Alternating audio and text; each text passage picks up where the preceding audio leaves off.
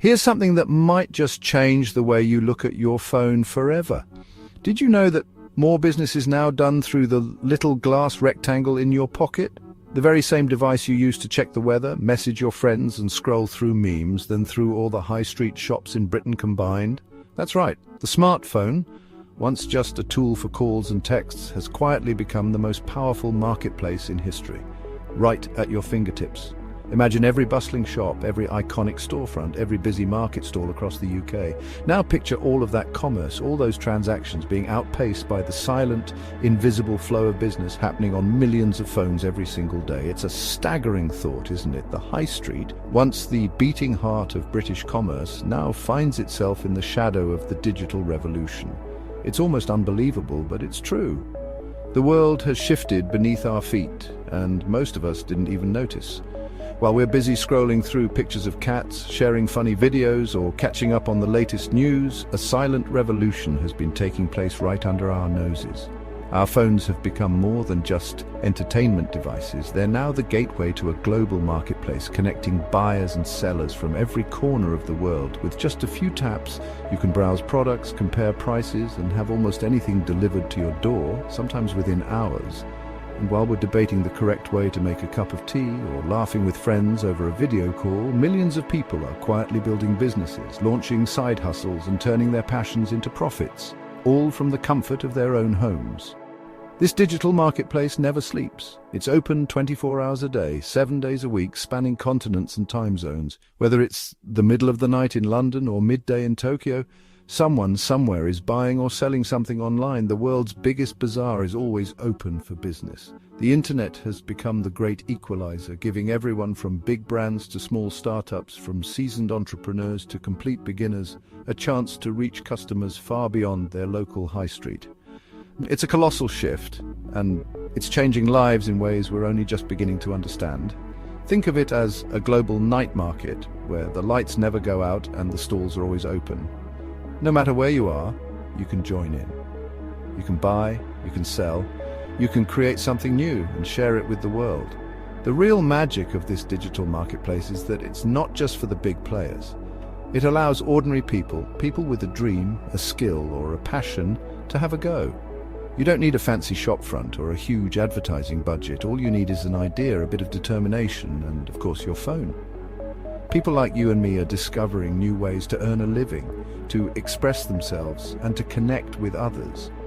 Whether it's selling handmade crafts, offering a unique service, or simply sharing something you love, the possibilities are endless. Take, for example, the story of someone who turns a quiet passion, like making candles, into a tidy profit. What once might have been a simple hobby shared only with friends and family can now become a thriving business, reaching customers across the country or even around the world. One candle at a time, one sale at a time, these small efforts add up. Each product, lovingly made and carefully packaged, is a testament to the power of the digital age, a reminder that the next big thing might just be a small thing done very well. So the next time you pick up your phone, remember, you're holding more than just a device. You're holding a world of opportunity, a marketplace without borders, and perhaps the key to your own next big adventure. Now, let me introduce you to Carol. She's the kind of person you might pass on the street and not think twice about. Unassuming, warm, and always ready with a gentle smile. But beneath that calm exterior is a woman with a quiet determination and a knack for turning everyday problems into creative solutions. Carol is in her 50s and lives in a perfectly ordinary house on a tree-lined street, the kind of place where neighbors wave from their driveways and the mail carrier knows everyone by name. For years, her biggest claim to fame was her uncanny ability to grow prize-winning roses. Her garden is the envy of the neighborhood, bursting with color every spring, and she's collected more than a few ribbons at the local flower show.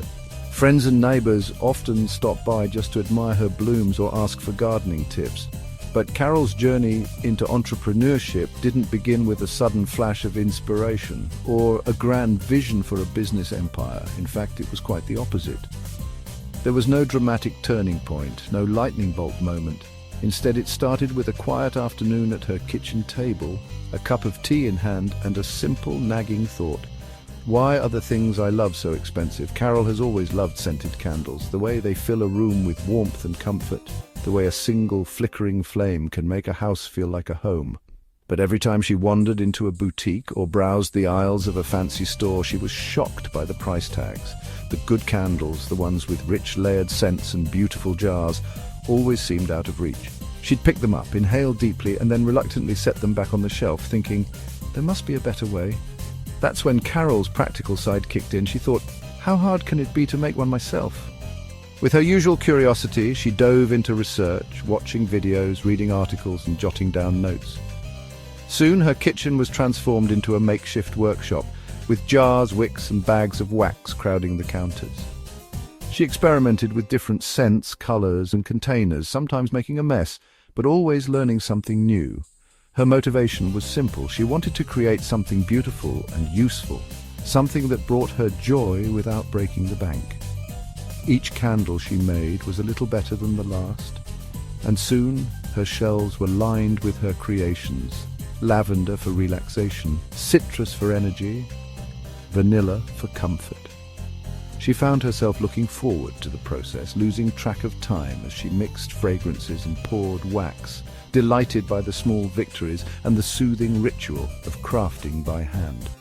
The idea to sell her candles came almost by accident during a casual conversation with a friend over coffee. Carol was showing off her latest batch, laughing about how her house was starting to smell like a perfume factory, when her friend picked up a candle, turned it over in her hands and said, "You know, these are really good. You could sell these, you know." At first, Carol laughed it off, but the seed was planted. As the weeks went by, Carol's collection of candles kept growing, filling shelves, countertops, and even the dining room table. Friends and family started asking for candles as gifts, and word began to spread. It wasn't long before people she barely knew were stopping by, hoping to buy a candle or two. The idea that started as a way to save money was quickly turning into something more, a small business perhaps, or at least a new adventure. And so, a plan, or at least the ghost of a plan, began to form in Carol's mind.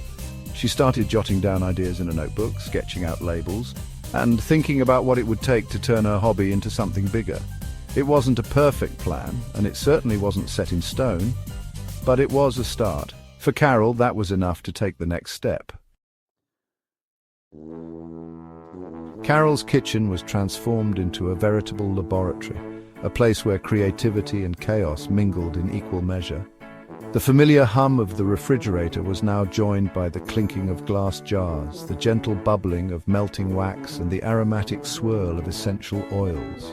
What was once a space for family meals and morning coffee had become the heart of her candle-making adventure, filled with the promise of discovery and the occasional whiff of lavender or patchouli. Her setup was rudimentary, using old saucepans and a kitchen scale borrowed from her baking days.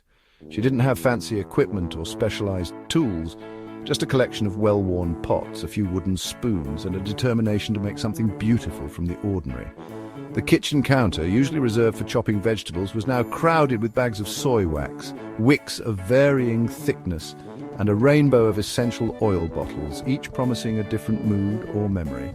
Carol quickly learned that candle making was as much an art as it was a science. She mastered the delicate dance of melting, mixing, and pouring soy wax, carefully monitoring temperatures to avoid scorching the wax or losing the fragrance. Experimenting with essential oils, she discovered how a few drops of eucalyptus could transform a room, or how a blend of vanilla and cinnamon could evoke the comfort of home. Each batch was a new experiment, a chance to tweak the formula and chase the perfect scent. Each candle she created was more than just wax and wick. It was a small vessel containing a carefully crafted atmosphere, a testament to her growing expertise and creativity. She took pride in the little details, the way the wax set smoothly in the jar, the placement of the wick, the subtle swirl of color or sprinkle of dried flowers on top. Over time, her kitchen table became a gallery of artisan candles, each one unique, each one telling a story of trial, error, and triumph. Of course, it wasn't all serene creativity. There were moments of frustration, when wax spilled across the counter or a batch of candles refused to set properly. The kitchen often looked like a disaster zone, with splatters of wax hardening in unexpected places and the lingering scent of failed experiments hanging in the air. Carol sometimes wondered if she was making more mess than progress, but she refused to let setbacks dampen her enthusiasm. There were mishaps, like the time she knocked over a bottle of patchouli oil, sending its earthy aroma wafting through the entire house for days. Cleaning up sticky spills and rescuing wicks that had drifted off-center became part of her routine. But each mistake was a lesson, a reminder that even in the messiest moments, there was something to be learned and improved upon. But through it all, Carol persevered. She learned to secure her wicks with precision, to pour wax steadily and confidently, and to embrace the unpredictability of the process. With every candle, she grew more skilled and more passionate, turning her kitchen laboratory into a place of endless possibility and warm, flickering light. Once Carol had perfected her candle-making technique, she faced a new challenge: pricing. She calculated the cost of materials and decided on a price of £8, fair yet profitable. The marketplace was awash with competition, but Carol realized she couldn't compete on price alone. Her unique selling point was quality and story natural soy wax, high-quality oils, and a personal touch. This wasn't just a candle, it was a Carol candle. Carol quickly understood that on a visual platform like Facebook, the photograph was everything. She learned to use natural light, a clean backdrop, and simple props to enhance her candle photos. Editing tools on her phone helped make her photos pop, transforming them from amateurish to professional. Her photos told a story of quality, care, and warmth. The difference was astonishing, making her candles look inviting and sellable. With her high-quality photos and a carefully written description, Carol was ready. She created her first listing on Facebook Marketplace and waited nervously. After a day of silence, a message appeared. "Hi, is the lavender candle still available?" A real person wanted to buy something she had made, and the feeling was electric. The sale was a success, and Carol felt immense pride and accomplishment. With more customers came new challenges, collectively known as customer service. Carol learned to deal with hagglers and no-shows, developing polite but firm responses. For every difficult customer, there were 10 wonderful ones, leaving lovely reviews and becoming repeat buyers. Good customer service was about being reliable, honest, and friendly. It was about building a small community around her products. Carol's candle operation grew steadily, selling 10 to 15 candles a week. Her kitchen became a well-oiled production line, and she created branded labels for her business. Her earnings, kept in a biscuit tin, grew, becoming tangible proof of her hard work.